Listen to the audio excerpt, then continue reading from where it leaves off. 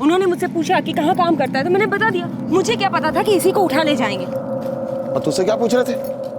आड़े टेढ़े सवाल थे बाबा। मैंने बोल दिया कि मुझे समय याद नहीं है और मैंने नारायण को देखा था, बस। पर तुझे ही क्यों उठा कर ले गए थे? इसके बारे में कुछ कहा उन्होंने? हाँ बोले, कहने लगे मैं अकेला था जो सगाई पे नहीं था।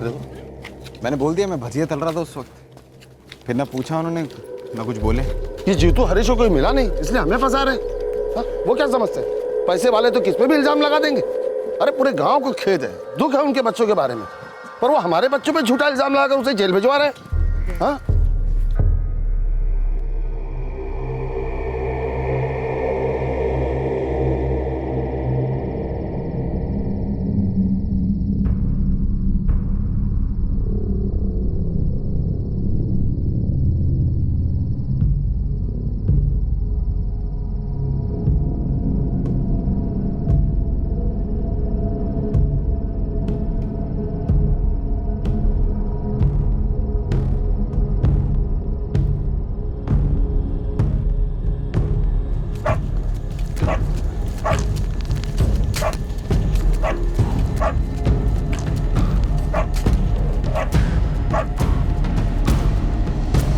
आपका सुमित उस पेड़ से गिर गया तो बुरी तरह जख्मी हुआ है। चोट गहरी थी, काफी खून भी बह चुका है। हमने पूरी कोशिश की लेकिन हम उसे बचा नहीं पाए।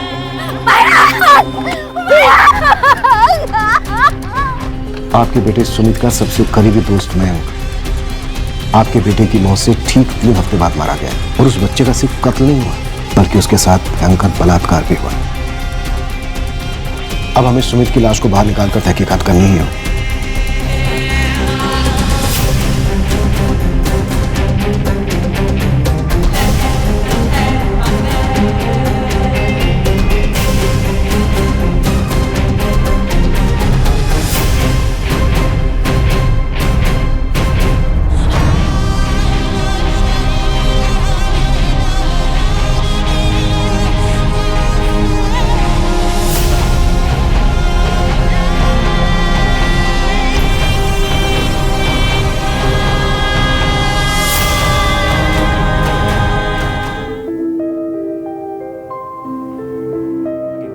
सुमित का मर्डर हुआ था? Yes inspector. जिस तरह से स्कल में मल्टीपल फ्रैक्चर्स आए, वो पेड़ से एक बार गिर के होना लगभग नामुमकिन है। ऐसा लगता है किसी ने उसके सर को काफ़ी फोर्स के साथ बार बार पेड़ के तने से टकराया। क्योंकि सुमित का पोस्टमार्टम नहीं हुआ था इसलिए एक इंपॉर्टेंट डिटेल सामने नहीं आई। सुमित का भी रेप हुआ था, ब्रूटल सोडम।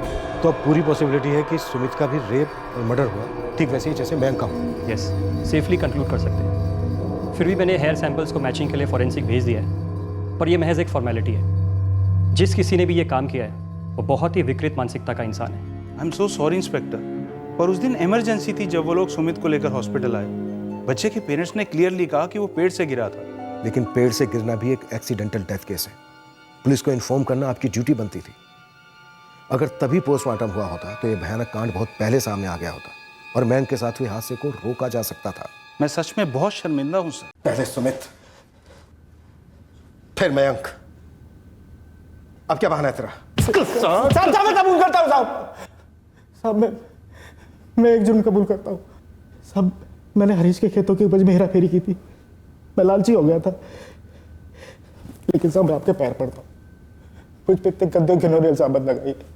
वो बहुत मासूम बच्चे थे साहब। पता है हमें, चिढ़ता था तो उन दोनों से। साहब ऐसा बिल्कुल नहीं है।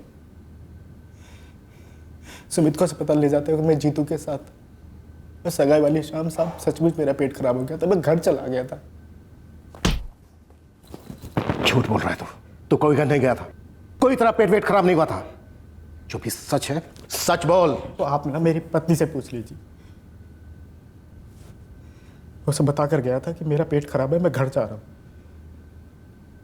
और जब सब सुमित की खबर आई थी ना तब मैं मंदिर में था, आरती में लगा हुआ था।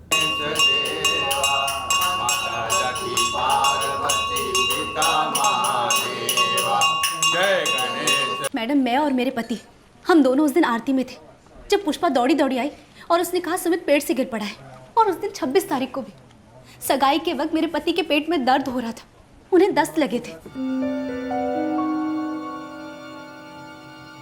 गौरी, मेरे पेट में दोबारा गड़बड़ हो रही है।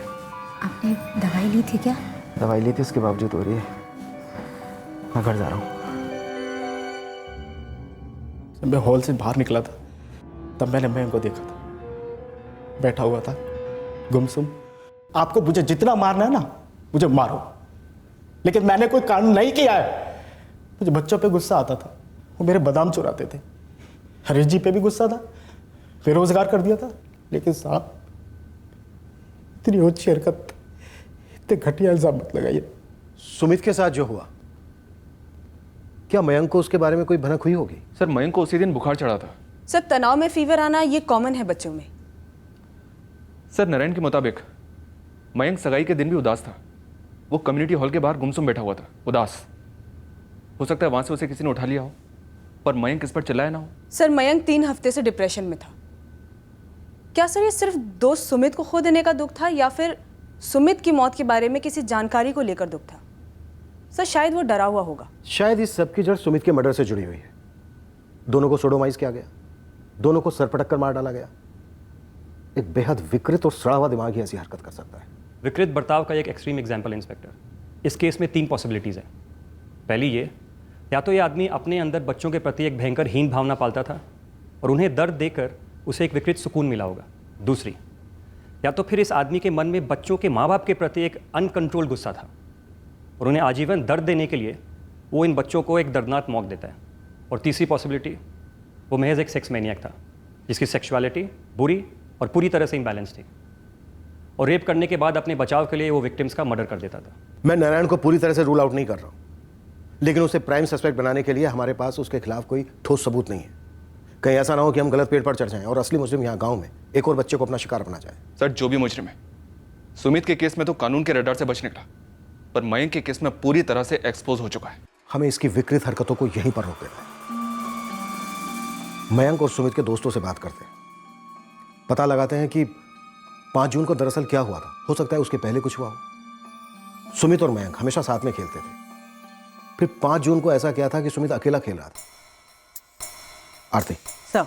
तुम सुमित और मयंक के दोस्तों से बात करो, एक एक डिटेल निकलवाओ। Right sir. मैं दोनों के पेरेंट्स के साथ बात करता हूँ। अनिल, तुम एक लिस्ट बनाओ सारे सेक्स ऑफेंडर्स की। यहाँ गांव में कोई भी अगर ऐसा है जिसकी सेक्सुअल हरकतों पे कोई सवाल या निशान है, कोई पुलिस रिकॉर्ड है या कोई भी ऐसा किस्सा है छोटे से छोटा, उसे घसीट लो। तू भी मुझसे वही सवाल कर रही है।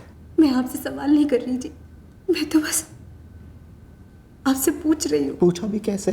बच्चों के साथ करूँगा। नहीं नहीं, आप गलत समझ रहे हैं जी। गलत तो पुलिस कर रही है मेरे साथ। ये 2 और 2 जोड़कर मुझे मुजरिम ठहराने में लगे, और गलत कर रही है तू जो मुझसे पूछ रही कि माजरा क्या है। गौरी मैंने कुछ नहीं किया, कुछ भी नहीं किया मैंने।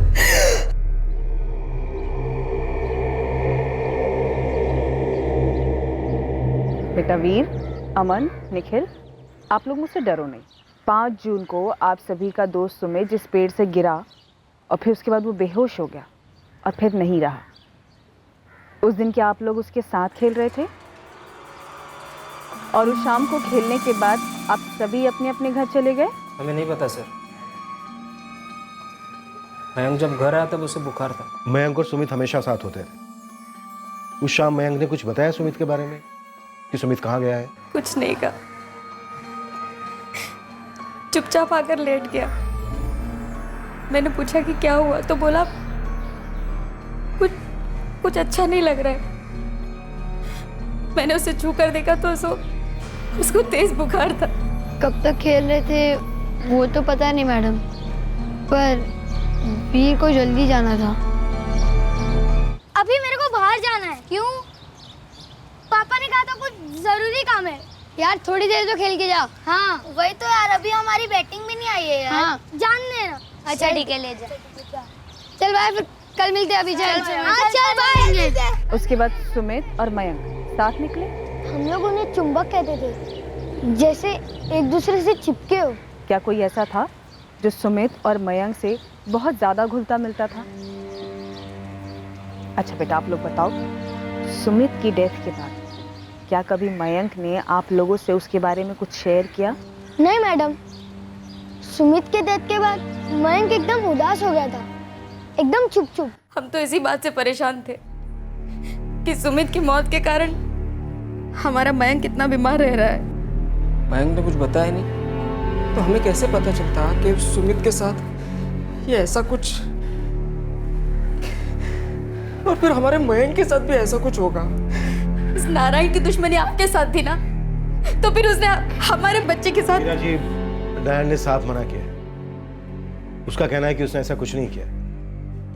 ऊपर से हमारे पास भी नारायण के खिलाफ कोई ठोस सबूत इकट्ठा नहीं हुए। इसके लिए हमारे लिए जानना बेहद जरूरी है कि क्या मयंक अपने अंदर कोई जानकारी छुपा कर बैठा था जिसकी वजह से वो घुट रहा था? क्या उसके अंदर कोई डर था?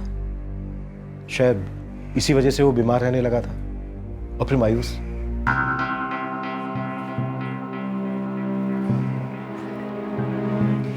ये बात हमारी समझ में क्यों नहीं आई बीना? नारायण और गौरी दोनों आरती में मेरे साथ थे। फिर अचानक पुष्पा दौड़ी दौड़ी आई और हम सब ये देखने के लिए भागे कि क्या हो गया सुमित को।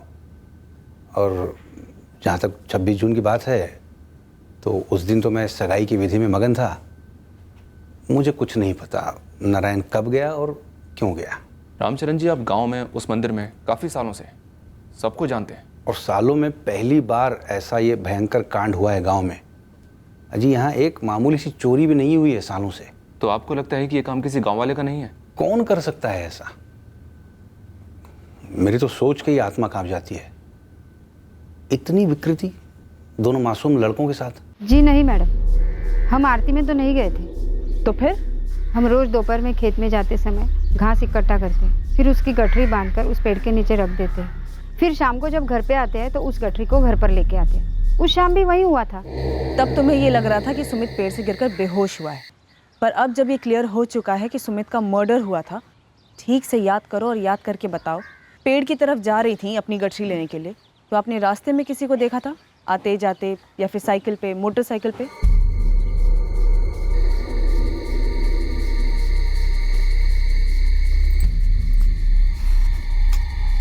जी नहीं मैडम, किसके पास इतना समय होता है कौन आता है कौन जाता है देखने के लिए।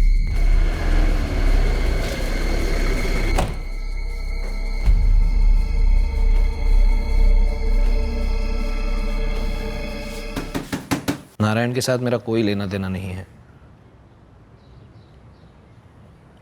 मेरे खेतों की देखभाल मैं खुद करता हूँ। सुमित की मौत के बाद मयंक कभी मिलने आया था आप लोगों से? आपका और हरीश शुक्ला का किसी काम से या किसी और कारण से मिलना होता है कभी? कुछ साथ में करते हो? कोई कॉमन चीज़ है आप दोनों के बीच? एक ही गांव के जो है, हमारे बच्चे साथ पढ़ा करते थे।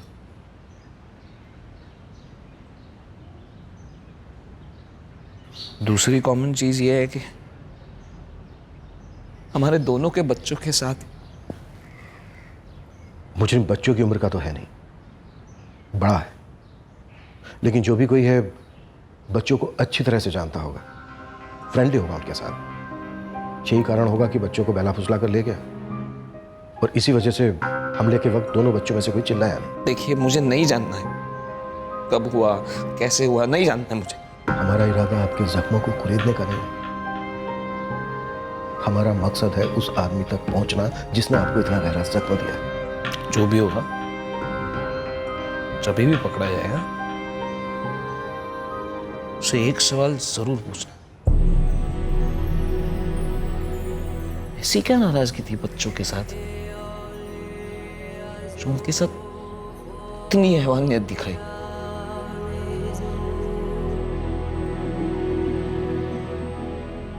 जी हाँ, हाई टेम्परेचर था। दवाइयों के बाद भी कंट्रोल में नहीं आ रहा था। मुझे ऐसा लगा था कि किसी गहरे शौक में था मयंक, क्योंकि कई दवाइयों के बाद भी उसका बुखार उतर ही नहीं रहा था। डॉक्टर अमृत, क्या मयंक ने आपसे कुछ कहा था? कोई हिंट दी थी? जी नहीं। हालांकि मुझे मयंक की माँ ने उसके फ्रेंड सुमित की डेथ के बारे में बताया था। मुझे लगा शायद इसी वजह से वो डिप्रेस्ड। कुछ दिन बाद पता चला कि मयंक के साथ ये हो गया है। डॉक्टर, मैंने मयंक के स्कूल में भी बात की। वहाँ सबका यही कहना है कि सुमित की डेथ के बाद पूरे 3 हफ्ते तक, जब तक मयंक जिंदा था, उसने किसी से भी स्कूल में कभी भी सुमित के बारे में कोई बात नहीं की। बस हाँ, वो खुद ही बहुत ज़्यादा परेशान और मायूस रहता था। अब क्या कहें मैडम, शायद कोई सोच भी नहीं सकता था कि उस बच्चे मयंक के अंदर इतना कुछ चल रहा है। साहब, आपका पहला संदिग्ध रवि वर्मा, उसकी पूरी डिटेल निकाल ली मैंने। सरकार, इस रवि वर्मा के खिलाफ भी कुछ खास ऐसा सामने नहीं आया है। रवि के अलावा गिरीश मिश्रा की खबर निकाली है। वो 26 जून को जिसकी सगाई थी ना, वो ये बंदा साहब अपनी मोटरसाइकिल पर उन दोनों बच्चों को खूब घुमाता था। साहब ये गिरीश ना बहुत मिलनसार बंदा है, सिर्फ उन दोनों के साथ नहीं, गांव के बाकी बच्चों के साथ भी ना फुल हंसी मजाक करता है। दिमाग भी एकदम टिप टॉप है, 12वीं पास है, अच्छा कमाता है, कोई क्रिमिनल रिकॉर्ड भी नहीं है। नरेश चंडेल हाईवे के पास एक छोटी सी फैक्ट्री में काम करता है। उसका बेटा अंकित छोटे मोटे काम करता है, कभी प्रीतम नगर में, कभी साजिदपुर में। सरकार इस अंकित के यहाँ भी ऐसा कोई मेंटल के सामने नहीं आया है और कोई क्रिमिनल रिकॉर्ड भी नहीं है। और गहराई में खोज जतिन, हमें कोई पर्सनल एंगल नहीं मिल रहा है। हो सकता है कुछ पहली बार कांड करने के बाद निकल गया क्योंकि सबको लगा पेट से गिरा है, फिर दूसरी बार अटैक किया हो।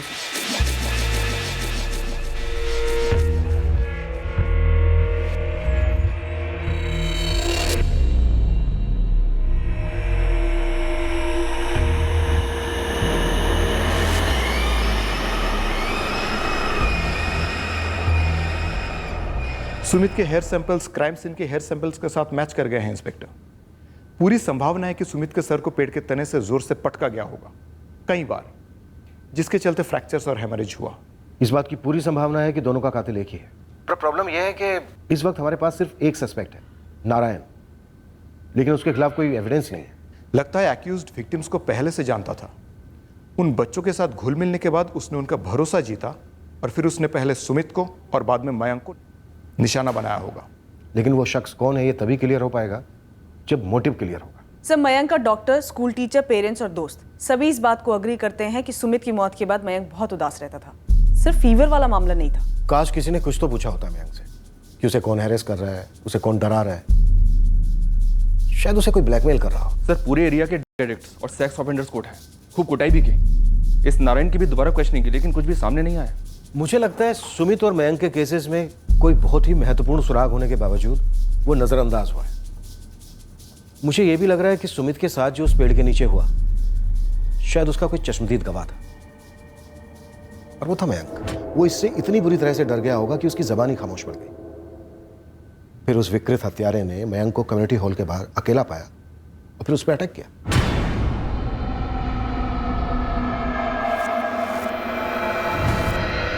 दोनों फैमिलीज ऐसी कोई भी लीड नहीं दे पा रही हैं, कोई कॉमन दुश्मन, कॉमन राइवलरी, जिससे दोनों फैमिलीज इफेक्ट हुई हो।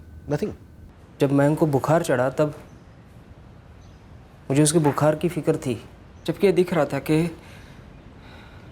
मयंक मायूस है, परेशान है। लेकिन मैंने कभी नहीं सोचा था कि सुमित के साथ ऐसा कुछ हुआ होगा जिसके बारे में मयंक को पता है, और शायद इसीलिए वो इतना सहम गया है। हमने भी कहाँ सोचा था कि सुमित के साथ ऐसा कुछ हुआ होगा। हमें तो लगा था पेड़ से गिरने की वजह से सुमित की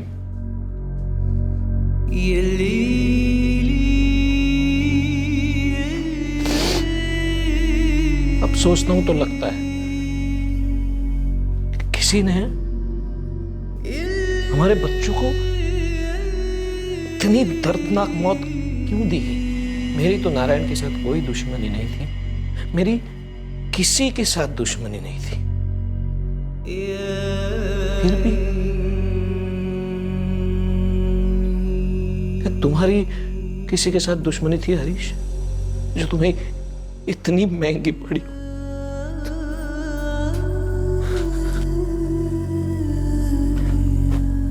सर, ये नारायण शायद इसलिए बुरा फंसा क्योंकि ये दोनों दफा मौका वारदात पे मौजूद था, और ऊपर से इसकी मयंक के फादर हरीश के साथ अनबन थे।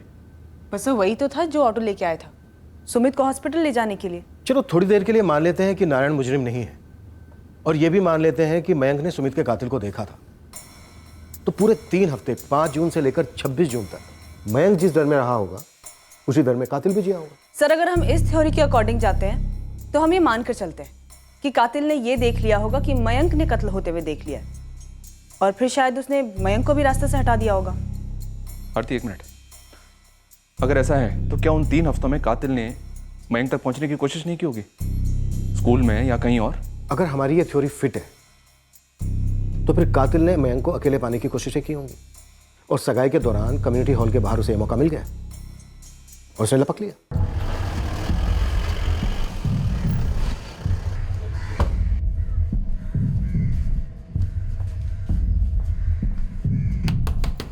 सुमित की खबर के बाद मयंक कभी खेलने गया ही नहीं। स्कूल जाता था। अकेले? मैं जाती थी मयंक को छोड़ने और लेने, मेरी बेटी नेहा के साथ। ज़्यादातर उसकी तबीयत खराब ही थी, मुश्किल से 3-4 दिन ही गया होगा। बाकी के दिन घर पर ही रहता था? सगाई में आने से भी इनकार ही कर रहा था। और तो मैंने ही उसे मना लिया क्योंकि हम लोग उसे घर पर अकेले छोड़ना नहीं चाहते थे। तो उस रात पहली बार ऐसा हुआ होगा कि मयंक घर से बाहर आया सगाई के लिए, और वहाँ पर वो अपने दोस्तों के साथ खेलने के बजाय अकेले बैठा था। मैं अपने आप को कोस कर थक गया हूँ सर, कि क्यों मैंने उसे बाहर खेलने भेजा। मैं उसे बाहर भेजता नहीं तो उसे कुछ होता भी नहीं।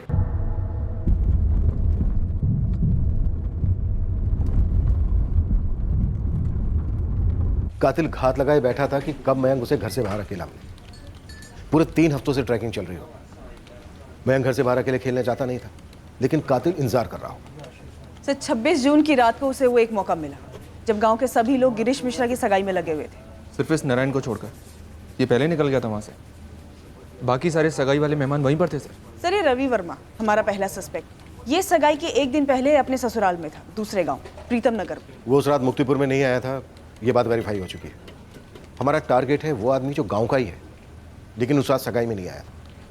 लेकिन सगाई के वेन्यू के आसपास इंतजार में बैठा था मयंक को अकेला पाने के लिए।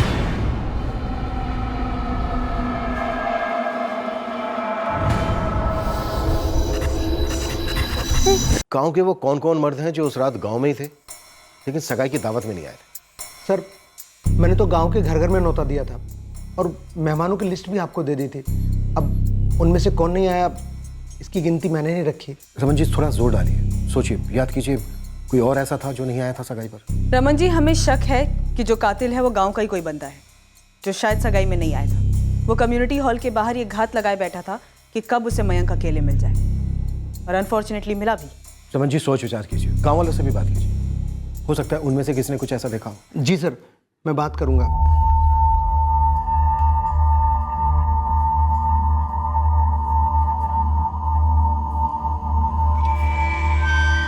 ये गांव इतना बड़ा तो है नहीं, सगाई में आए मेहमानों ने आपस में जरूर बातें की होंगी कि कौन कौन नहीं आया। गांव वालों की ग्रिलिंग बनती है। सर मैंने थोड़ा ध्यान दिया तो मुझे एक बात याद आई। आप सब लोग जब मयंक को ढूंढ रहे थे तो ये नारायण गुप्ता कहाँ था? मैंने इसलिए पूछा क्योंकि जब मैं काम से घर लौट रहा था तब नारायण कहीं जा रहा था। ये नरेश चंदेल का बेटा अंकित ये सगाई में नहीं था, क्योंकि उसने कहा था कि काम से लौटते वक्त उसने नारायण को कहीं जाते हुए देखा। इसका मतलब वो सगाई में नहीं था, और मैंने जोर देकर याद किया तो वाकई वो वहां नहीं था।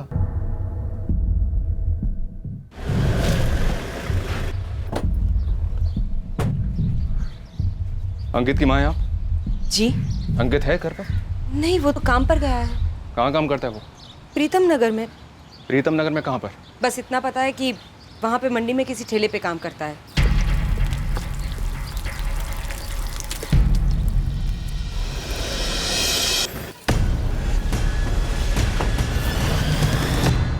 चल बे अंकित, बुलावा आया तेरा। क्या हो गया साहब? तूने 26 जून को उस नारायण गुप्ता को देखा था ना घर जाते वक्त? हाँ मैंने देखा था नारायण को। उसी सिलसिले में हमारे साथ तेरे को देखना चाहते हैं। अरे चल, ज़्यादा सोचे मत, चल।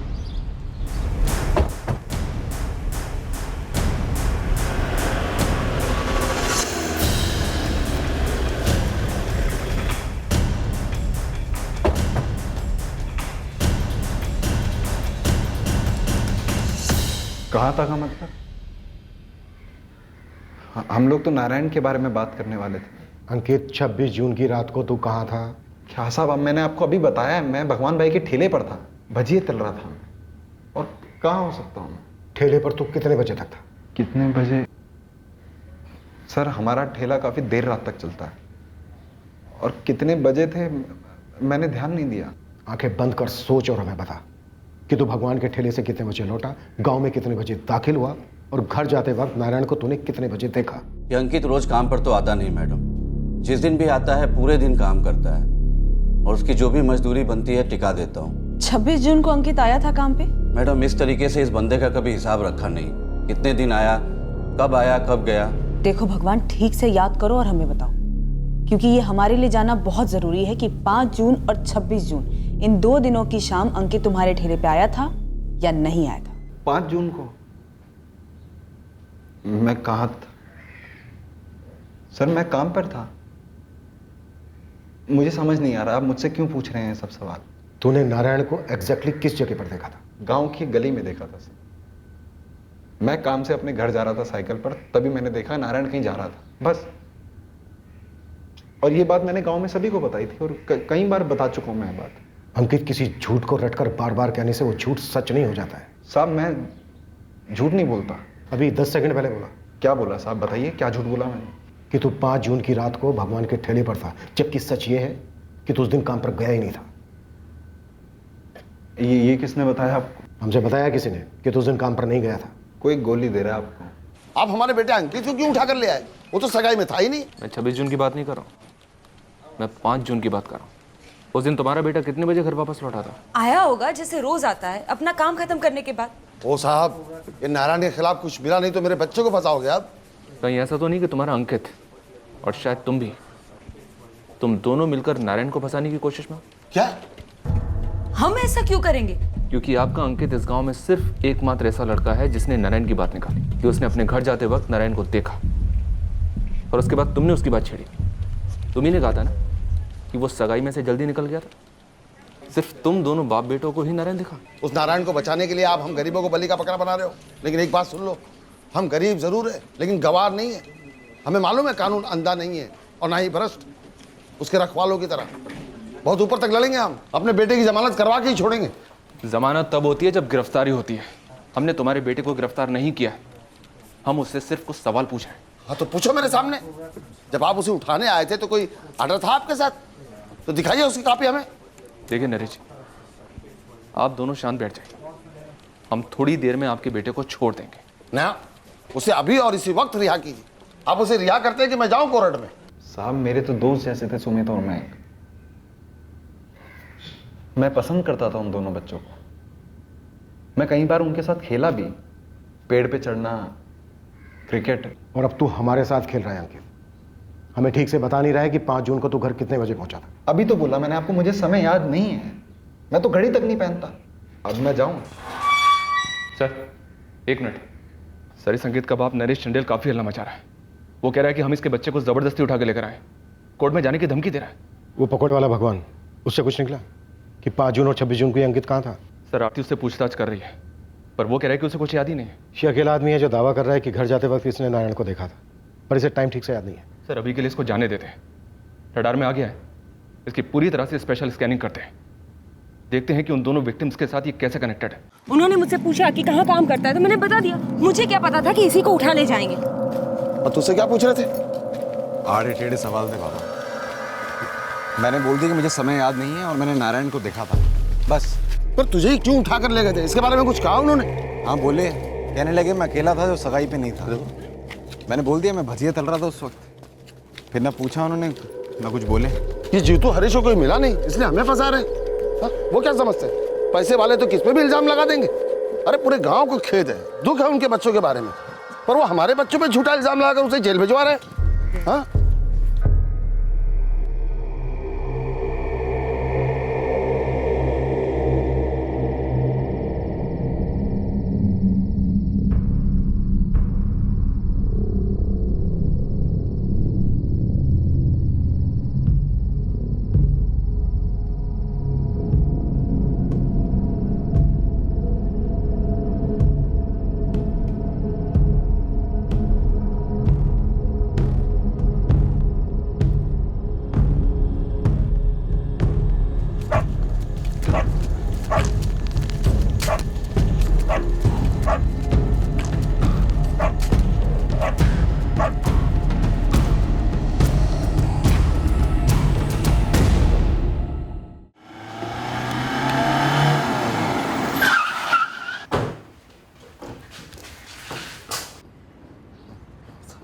number you have called is currently switched off. अंकित कहाँ है? कहाँ छुपा रखा आप लोगों ने उसे? हम लोग उसी को ढूंढ रहे हैं साहब। आप लोगों ने पता नहीं क्या क्या कहकर डरा दिया उसे। अंकित रात को ही घर से कहीं चला गया है, फोन तक बंद करके रखा है बेवकूफ ने। वो डर कर नहीं भागा है, वो इसलिए भागा है क्योंकि वो दोषी है। उसने झूठ बोला था हमसे जैसे कि शायद आप लोगों ने भी बोला था। ये क्या बक रहे हैं आप? उसने भले ही नारायण को घर जाते वक्त देखा हो, लेकिन इस डबल रेप और मर्डर केस में अंकित ही शामिल था, इस बात का पूरा शक है हमें। क्या बकवास कर रहे हैं सर आप? कोई सबूत है तो दिखाइए मुझे। सबसे बड़ा सबूत है उसका भागना। वाह, इसलिए वो दोषी हो गया। आखिर वो ऐसा करेगा क्यों? वो तो अभी पता करना बाकी है, लेकिन इस कांड की बू हमें इसी घर से आ रही है। क्या मतलब है आपका? आपके पिताजी भरत लाल जी और जीतू के पिताजी सुरेंद्र राठौड़ के बीच एक गहरा जोड़ है, और वही जोड़ इस केस का तोड़ है। अब आप हमें बताइए, है या नहीं? उस सबसे अंकित का क्या वास्ता? सरकार इस अंकित का बहुत पुराना कनेक्शन मालूम पड़ा है, और ये तब की बात है जब ये बंदा पैदा भी नहीं हुआ होगा। जतिन पहलियां मत बुझा, 12 चढ़ा हुआ है, काम की बात बोल। सरकार ये करीब 41 साल पुरानी बात है। ये जीतू राठौड़ तभी शायद पैदा हुआ होगा या नहीं हुआ होगा, तभी उसने आपसे इस बात का जिक्र नहीं किया। शॉर्ट में बोल, कट टू कट, काम की बात। इस जीतू राठौड़ का एक चाचा है ईश्वर राठौड़, जो इस वक्त सेंट्रल जेल में उम्र कैद की सजा काट रहा है। क्या? जी हाँ सरकार, करीब 41 साल पुराना मर्डर केस है।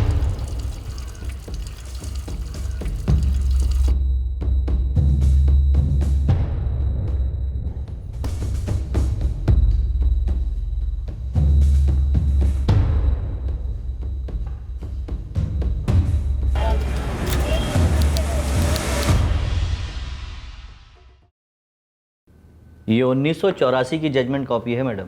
बड़ी मुश्किल से कोर्ट की लाइब्रेरी से जाके इसकी कॉपी निकाल पाया हूँ मैं। मैडम पूछ सकता हूँ कि क्यों मंगवाया आपने ये केस पेपर? मतलब इतना पुराना केस। एक डबल मर्डर केस है जिसका कनेक्शन इस केस के साथ बन रहा है।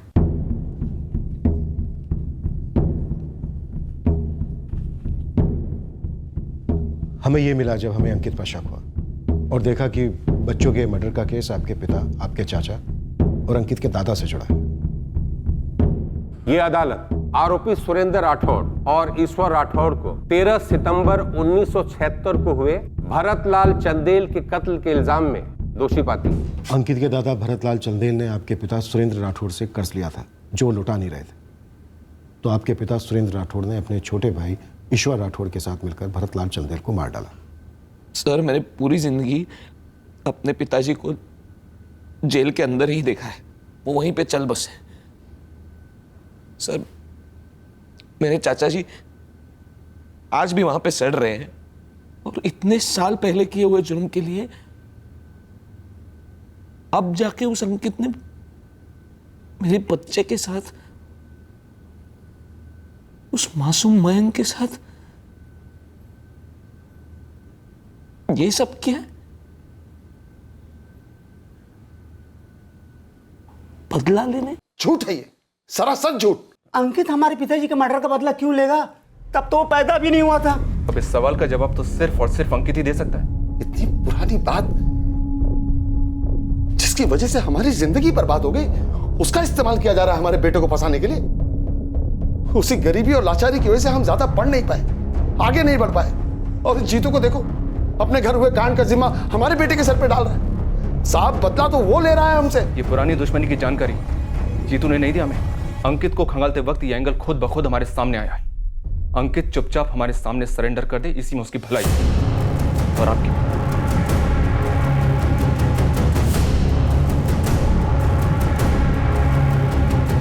इस अंकित चंदेल की तस्वीर हर बस स्टैंड, रेलवे स्टेशन, चौक, मार्केट सब जगह लगाई गई है। ये बंदा हमें हमारी हिरासत में किसी भी हाल में चाहिए। तुम्हारे पास सिर्फ 24 घंटे हैं, उसके ऊपर 1 सेकंड भी नहीं।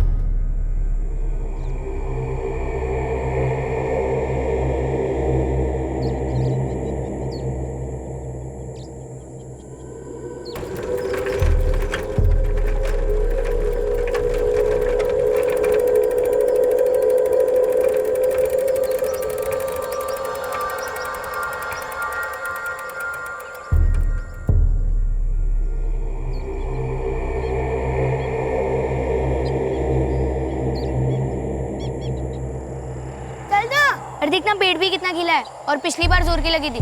मैं नहीं आऊंगा। अरे चल जाओ, ऊपर जाएंगे, वहाँ से पूरा मुक्तिपुर दिखेगा। चल। तुझे चढ़ना है चढ़, मैं नहीं आऊंगा। हाँ जा फटू जा जा। हाँ ठीक है, कल मिलेंगे। हाँ जा।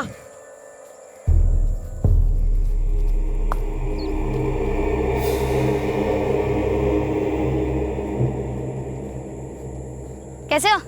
मस्त। तू कैसा है? ठीक।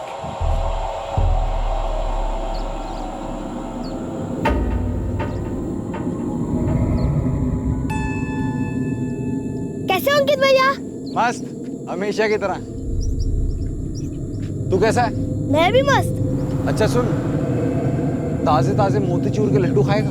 मंदिर में बांट रहे हैं। अरे मंदिर में नहीं यार, मेरा खास दोस्त है राजू, वो बना रहा है, एकदम ताजा ताजा गर्मा गर्म। खाएगा ना? हाँ नीचे उतर, आजा आजा।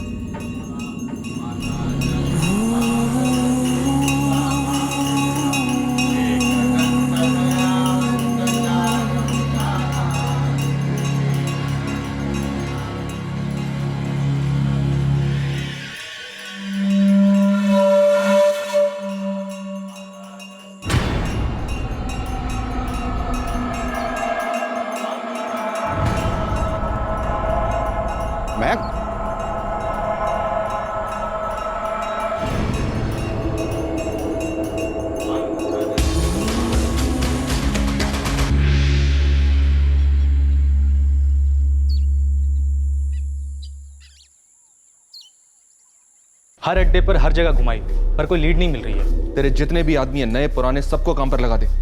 इस अंकित की जेब में ज्यादा पैसे नहीं है, ये ज्यादा दूर भाग नहीं सकता और ना ही कहीं छुप सकता है। हमने तो सारे रिश्तेदारों को फोन किया है, उन सबके नंबर भी आपको दे दिए। इससे ज्यादा हम क्या कर सकते हैं? हमें अंकित किसी भी सूरत में चाहिए और इसमें आप हमारी मदद कर सकती हैं। इसमें अंकित की भी मदद होगी। मेरा अंकित इतना घिनौना काम कर ही नहीं सकता। कितना गुस्सा है हम सब ने जिंदगी भर, और अब ये सब। देखिए सर, आप लोग नई नई कहानी बुन रहे हैं, हमारे अंकित को फंसा रहे हैं आप लोग। तो उसी से पूछ लेते हैं, इतना भी क्या घबराना कि 4 सवाल पूछते ही गायब हो गया है? अंकित सामने तो लाइए उसे। पूरे 41 साल के बाद ऐसा बदला। हमको तो तभी अजीब लगा था जब उसने खुद ही नारायण का नाम लिया। अरे बेचारा नारायण तो बेवजह घसीटा गया इस सब में। पुलिस ने पीटा सो अलग, ऊपर से लोगों के सामने इतना बड़ा अपमान भी हुआ। चीतू भैया, वो हम अंकित को देखे। हाँ, गांव के बाहर वो टूटा खंडर है ना, उधर ही दुपक के बैठा हुआ है।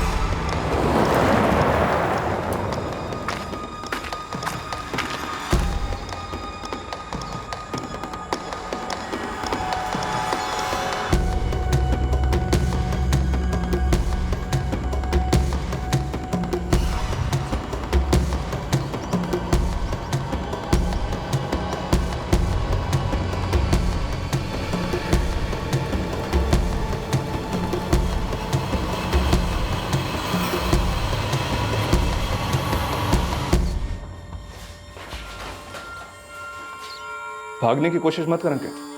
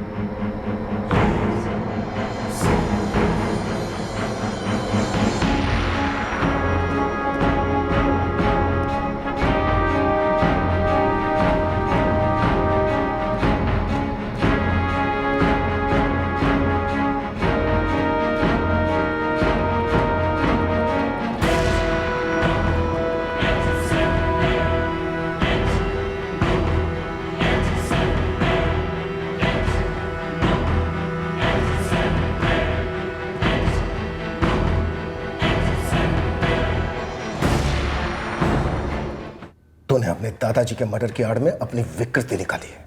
तू बीमार है साले। तेरा दिमाग, तेरी आत्मा सड़ चुकी है, गल चुकी है। हाँ, मेरा दिल और दिमाग गल चुका है गुस्से के से। मुझे जीतू को ही मार देना चाहिए था। गुस्से का कहाँ का गुस्सा बे? तू तो तब पैदा भी नहीं हुआ था जब जीतू के चाचा और बाप ने तेरे दादा का कत्ल किया था। पैदा नहीं हुआ तो क्या हुआ? पला तो उसी घर में हूं ना। पूरा बचपन, पूरी जवानी मैंने अपने बाप, अपनी माँ, अपनी दादी और अपने ताऊ से सिर्फ एक ही बात सुनी कि कैसे जीतू के बाप ने और उसके चाचा ने हमारी जिंदगी बर्बाद कर दी। मेरे बाबा और ताऊ जी पढ़ नहीं सके, हमारे पूरे परिवार की शान खाक में मिल गई। मैं यही रोना सुनता था दिन रात। जितना दर्द मेरे बाप और ताऊ जी को हुआ है, उतना ही दर्द मेरे को जीतू को देना था। और ये बात तेरे दादाजी ने आके तेरे सपने में बोली थी कि बदला ले, छोटे बच्चों को मारने से पहले उनका बलात्कार कर, सर पटक पटक के मार दे, ये बोला था? मेरा मयंक को मारने का बिल्कुल इरादा नहीं था। वो तो उसने मुझे सुमित को मारते हुए देख लिया था तो मुझे मारना पड़ा उसको। अगर तूने उन दोनों बच्चों को सिर्फ मार डाला होता ना, तो मैं तेरी इस बेहुदा बदले की कहानी पर 1% भरोसा भी कर लेता। लेकिन तूने दो छोटे छोटे मासूम बच्चों को सिर्फ मारा नहीं है, उनका पहले बलात्कार किया फिर मारा। कैसा बदला ये? या फिर तेरी विकृत भूख का नतीजा? क्या पता इससे पहले भी दूसरे लड़कों या दूसरे बच्चों के साथ बलात्कार करके उन्हें मार डाला। बोल बोल, छोड़ दूं तुझे बाहर? छोड़ दूं तुझे बाहर जीतू और हरीश के लिए, या उनके रिश्तेदारों के लिए, उनके रिश्तेदारों के लिए, कि वो सब भी तेरे साथ वही करें जो तूने उन दोनों बच्चों के साथ किया?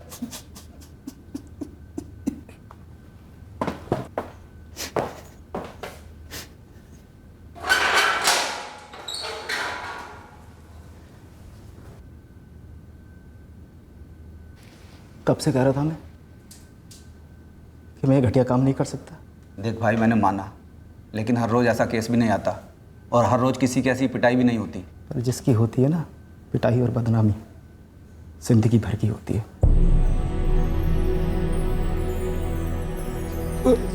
अंकित ने क्या कर दिया? क्यों क्यों?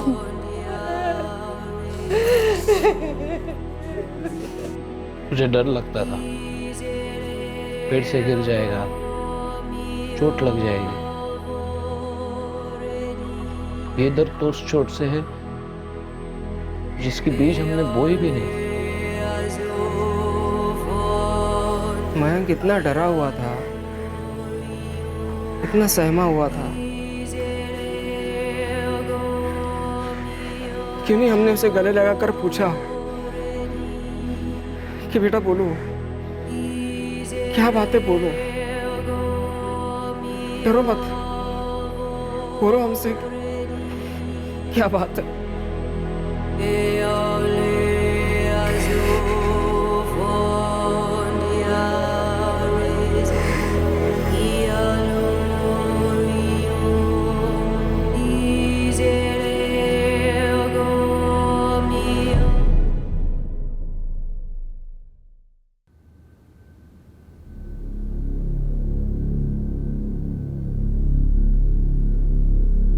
अपने दिल और दिमाग में द्वेष के नासूर को पलने ही ना दे। द्वेष ना किसी इंसान से हो, ना किसी अतीत के किस्से से, क्योंकि पता ही नहीं चलता ये द्वेष कब इतनी गहरी नफरत में बदल जाता है और इतना जहर उगलता है जो तेजाब की तरह हर चीज को, हर रिश्ते को जलाकर राख कर देता है। जय हिंद।